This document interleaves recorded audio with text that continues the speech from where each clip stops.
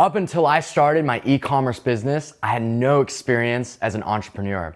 I followed a pretty straight edge path of high school, college, and then trying to get my hands on the best job I could get. Despite this, I still had elements of an entrepreneurial mindset without even realizing it. Now that I've had a lot more experience building my own business from the ground and interacting with a fair share of both successful and unsuccessful entrepreneurs, I've made some key observations on the differences between entrepreneurs, especially the successful ones, and everyone else. E-commerce is a form of entrepreneurship. And if you're able to build a strong entrepreneurial mindset, it will dramatically improve your odds of thriving in this space. Here are some key differences between the mindset of successful entrepreneurs and your typical 9-to-5 employee, who I may add could be just as intelligent and hardworking as the entrepreneur. Difference number one, entrepreneurs don't think about financial reward and value as a linear function of time. What have we been trained to do since we were very young? Think about it. Life's rewards are directly correlated with time. This is what you're taught. You want a good grade on a test? Study more hours and memorize more concepts. You want to earn more money? Spend more time working because you're locked into dollars per hour. Entrepreneurship is a completely different beast. I've learned very quickly that the best entrepreneurs are not the ones that are spending the most hours working every day, but they're the ones that are able to find ways to maximize the output of their time.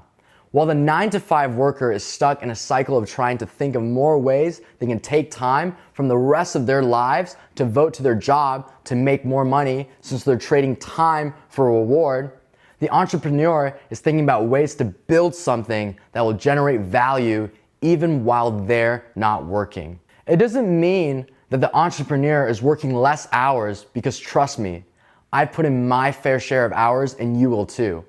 It just means the entrepreneur is spending time and energy to plant a seed that can grow into a tree that provides fruit for a very long time while the 9-to-5 worker is picking fruit from trees all day. One of the things that I will echo over and over again is for you to become addicted to freeing up your own time and to focus that time only on the highest value activities. This is a principle that you need to burn in the back of your head as you progress through this course. Think about what you're spending your time doing each and every day. Number two, entrepreneurs are willing to work hard without a guarantee of a tangible reward. I graduated from Vanderbilt with a degree in economics. I can't say I used much of what I learned in the classroom today, but there was one lesson that really stood out to me. There's no such thing as a free lunch. It allowed me to approach the world with more skepticism and rationality than most people. Get rich quick without having to work hard sounds like something too good to be true and probably illegal. I hate to break it to you guys, but this isn't a get rich quick without working hard course. You're gonna work very, very hard and experience some very, very tough moments. While I was working in the corporate world, I was always curious about one thing. For those of you that don't know, what a management consulting firm like McKinsey specializes in is advising leaders in business and government. It's a place that boasts an acceptance rate that's 2 times more competitive than Harvard and almost solely recruits from the top schools in the world. I can confidently say that my managers, directors, and other coworkers were some of the most educated, intelligent, and hardworking people in the entire world. Something that always puzzled me was what separated my McKinsey coworkers from the clients that they advised. Many who were younger founders of notable companies. Why did my McKinsey manager, who graduated from Harvard and had an MBA from Wharton, make many times less than this youngster who dropped out of high school and I could tell was not my manager's intellectual superior? Then I realized the truth. Entrepreneurs are rewarded with a premium on the risk that they take. What do you get out of a job? Security. You know that if you spend X amount of time, then you're guaranteed to get Y reward. What do you risk as an entrepreneur? That you can spend hours of effort, a bunch of energy, and even a bunch of money and get nothing tangible out of it. That's why at 23, I make more money than some of the most high-ranking members of McKinsey. I'm rewarded because I was willing to take a massive risk that they're not willing to take. I guarantee you now that you will experience failure. Everyone does. I certainly did. Even now, I still fail a lot more than I succeed. Learning to work hard without a guarantee of a tangible reward is an important mindset to have. If the average 9-to-5 worker put in 100 hours of their time and their boss told them, hey, we're not going to pay you for it, they'd storm out in anger and quit. This will happen time and time again to you as an entrepreneur. So it's time to shift your mindset to learn from failure and treat it as a blessing and a reward even when you get no monetary results, because it's a learning experience. I can immediately recognize who's going to succeed or fail in e-commerce based on how they react to the first failed website or concept. The ones that are defeated, deflated, or even angry that they just didn't stumble upon millions for their hard work are the ones that will fail. The ones that internalize the learning and are more eager than ever to move on to the next concept are the ones that will succeed.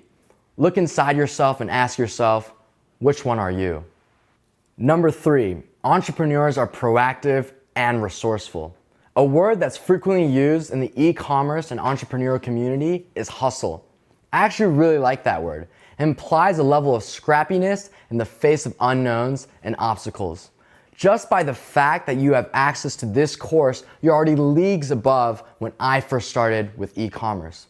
I'm going to impart you with everything that I know from a knowledge perspective, but I will never be able to teach you how to be resourceful and proactive. If you were thinking you get a step-by-step guide that you just follow, watch every single video, at the end of it all, you just be gifted $1 million from the heavens, then you're dreaming. Unfortunately, life doesn't work that way. While the average 9-to-5 worker can turn to a manager or a boss when they're confused and stuck, the entrepreneur has to get scrappy. In a weird way, every new business venture is an attempt at solving problems that the world has never solved before. Sure, someone like me can give you advice based on my experience, but at the end of the day, it's just advice. There's no 100% answers. You need to be resourceful and proactive. If there's a gap in something that I discuss, go and try to find the answer yourself. If you can think of a better way of doing something than even I covered, go out there and put it to the test. Remember, I didn't have any course or mentor or coach when I started, but I was extremely resourceful. When I was too broke to afford an accountant to calculate profits, I learned Excel through YouTube and built my own cash flow model. When I didn't know how to make my first advertisement or creative, I spent hours watching YouTube courses on Photoshop so I could learn how to bring my visualization to life. You guys have the luxury of having me as a coach, mentor, and a support resource. This doesn't mean that you get a pass to not use your brain. Before you reach out to me or anyone else in the community for help, try to find your own answer through research or taking the time to think through your options. I can often tell who is going to succeed and fail just by the type of questions they ask and how they ask them. Meet student A. His Facebook ad performance hasn't been too hot, and he asked me, Kevin, my performance on Ad Manager has declined. What do I do? Please help, I'm really worried. Now person B, he is facing the same problem but reaches out and says, Kevin, my performance on Ad Manager has declined, and I've noticed that it started around 3 days ago or so. I also noticed that my CTR has declined and my frequency has gone up, so it's probably due to creative fatigue or audience fatigue. I'm thinking I should expand my creatives and targeting. What do you think I should do? I want to make sure I'm thinking about this problem in the right way. 11 times out of 10, person B will be successful in this space and in anything he or she decides to pursue as an entrepreneur. That's an example of being proactive and resourceful. Person A is expecting to be handheld to success, while person B is just looking for guidance on a problem that he or she has already spent a lot of time and effort trying to solve. Number 4, entrepreneurs are action-oriented. People ask me all the time when the best time is to start their first e-commerce business, or if they're at a stage of life that's good for entrepreneurship. If you have at least $3,000 in the bank, the answer is yesterday. The best time to start your business was yesterday, and the next best time is today. Now, this might sound a little extreme, but I'm trying to emphasize an important point. Good today is always, and I mean always, better than the possibility of great in another time. The faster you can test a concept or a hypothesis, the earlier you get results from the market that will inform you on what you should do next. There will be those of you that start the first few lessons of this course and think, wow, this is great, but I'm gonna revisit this when I'm more ready and when things feel right. That sounds good, and you should work at your own pace. But just know that every day you decide to take it easy or decide to put your idea on the table for later, there's someone else that has their head to the pavement that's fighting so they can live your dreams while you keep dreaming. The 9-to-5 worker can afford to be passive because regardless of what he or she does today or tomorrow, as long as they eventually complete a task on a timeline that appeases their boss, it's okay. Either way, they're basically going to make the same amount of money and get the same reward. Life is different for people like you and I. We don't have a ceiling to our potential, and every sleepless night to make sure our idea gets out there earlier is a step closer to achieving our wildest goals. Every time we decide to wait and trust to do it another time, it's a day for someone out there to come along and gobble a piece of the market and show their advertisements to a would-be customer before we do. Number 5, entrepreneurs have an obsessive ownership mentality.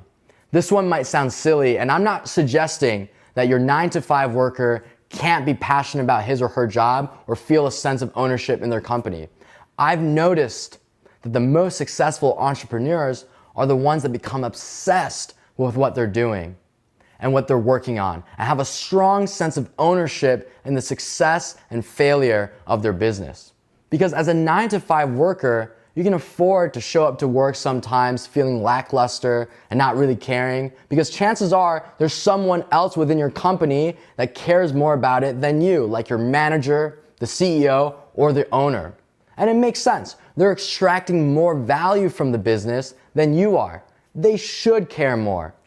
It's different when you're an entrepreneur and a business owner. I can guarantee you right now that no one will care about your business more than you do. The days you work on your business with a lackluster attitude will also lead to lackluster results. The ones that succeed with e-commerce are the ones that learn to love it, becomes obsessed with it, and even when the times are bad. I remember when I first started e-commerce, I felt like I couldn't get enough of it. I didn't want to hang out with my family or my friends. Honestly, the prettiest girl could walk by and I wouldn't even bat my eyes because there's no sexier curves than the sales curves on my screen. I was obsessed even though I wasn't making any money. You guys can count on me to always keep it real, and I'm going to be upfront and honest about something. There's a bunch of different ways out there for you to make a fortune. Whether it's trading stocks, real estate, or even putting a ball in a hoop, this isn't the only path to success and fulfillment. Since you're committing to e-commerce, I want you to make sure this is really what you want to do and is something that excites you. Even today, I get butterflies and feel like a little boy before Christmas when I launch a new product or craft a new ad strategy. I can barely sleep just thinking about how it'll do. When your business doesn't do well, it should hurt. When you make a mistake, it should hurt. It should feel like the world is kicking you in the face. The days you want your business to succeed more than anything else, and you can't imagine many other things that are more important than your business's success, that's the day the results will finally start to come. Regardless of the success that I've experienced, it's still the attitude and how I feel every single day. So these were 5 essential mindset shifts that I want you to think about and embrace. These things, more than anything else, will be the fuel for your success in e-commerce. I want you to do some meditating and deep thinking today. I want you to write down the mindset shifts that you think you'll have to make and have the most problem executing, and then take some purposeful steps to incorporating these mindsets into your life. When I first started, I struggled with some of these traits as well. It takes time and effort to change the way you approach your business and your life. But these changes are the ones that are gonna help you accomplish incredible things.